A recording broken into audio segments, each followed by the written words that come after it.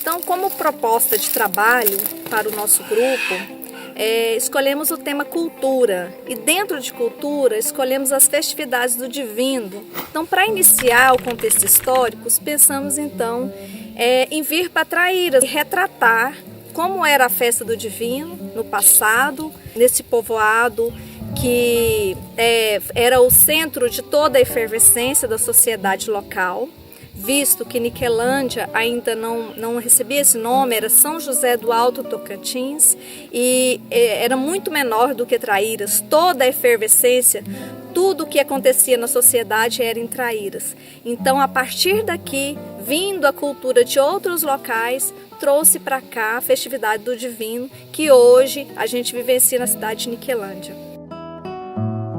Aqui o Traíras, ele não é apenas um berço municipal da festividade tradicional de Divino de Espírito Santo.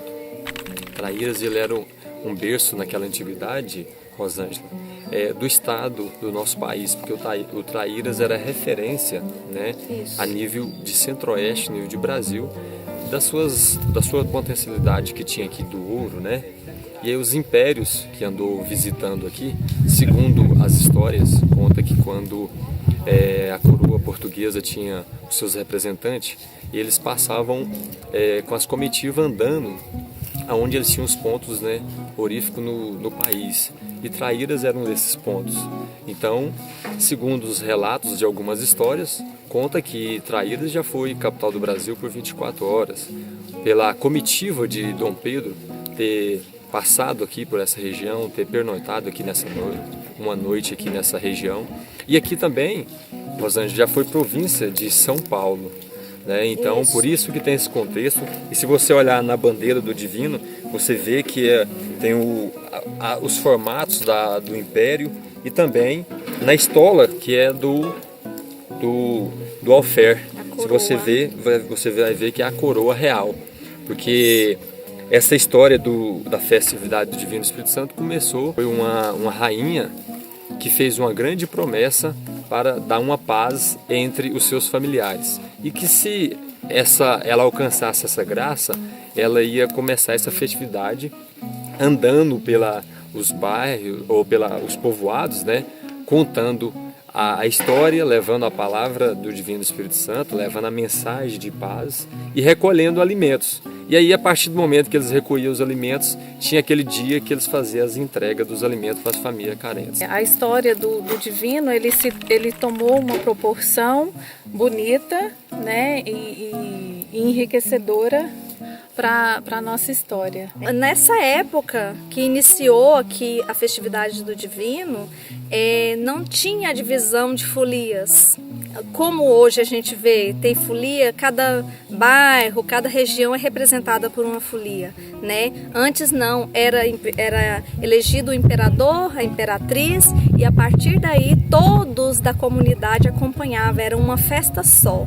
Então tem essa diferenciação, né, do passado com o presente. Poderia dar um testemunho assim da importância da festa do Divino, da devoção do Divino Espírito Santo na família do senhor, na vida do senhor? Que quando eu fui para operar lá no Araújo, falaram que eu estava com câncer, né?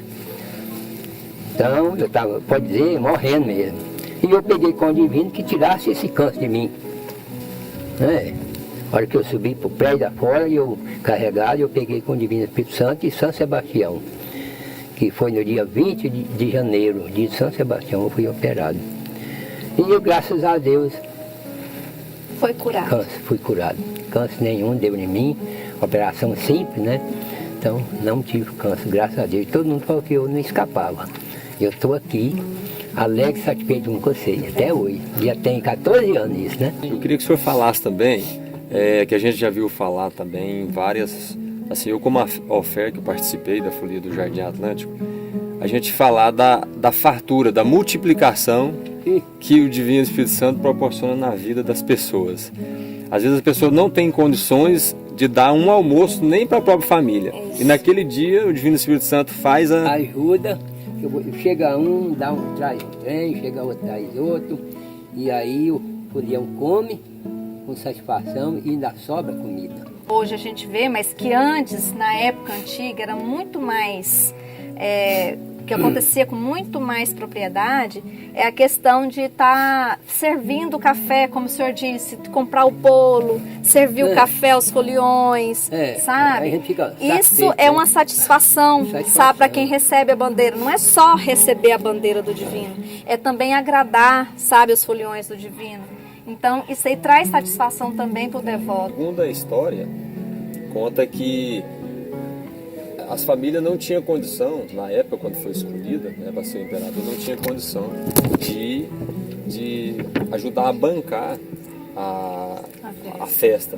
E aí o senhor da época pediu, né, o Divino Espírito Santo, que tinha um pouco de feijão, que ia plantar e se desse a fartura para ajudar a alimentar, né? E aí fala a tradição, e a gente conseguiu um exemplar do feijão aqui, ó, para vocês verem que tem realmente a figura da imagem da pomba do divino, né? Esse milagre do feijão, seu Chiquinho, ele foi retratado por um historiador e escritor, Paulo Bertrand. Ele escreveu no livro dele que essa imagem, né, da pomba do divino, grão de feijão, ela apareceu após o cidadão que era imperador de poucas posses, né, plantar e colher aquele feijão. Cada grão tinha uma imagem da pomba do divino, né? E que Bertrand, na época, ele entrevistou um imigrante, Manuel Paul, né, que participava das festividades da época. Então Paul não acreditava, ele não olhava com os olhos de devoção. Ele falava assim, que somente a devoção faria ver numa mancha alongada a imagem do Divino Espírito Santo. Mas o devoto via a pomba do divino ali retratada como um milagre do Divino Espírito Santo, o primeiro milagre retratado aqui no povoado de Traíras. Bom, estamos aqui com a nossa superintendente da cultura, Ana Matilde, minha colega de sala, Fabiane. A gente gostaria, Ana Matilde, que você falasse um pouco para a gente sobre a festividade do Divino Espírito Santo, a importância cultural e economicamente dessa festa aqui para a nossa cidade. Já houve momentos em que essa festa teve o auge, depois ela caiu, né? E sempre existiu.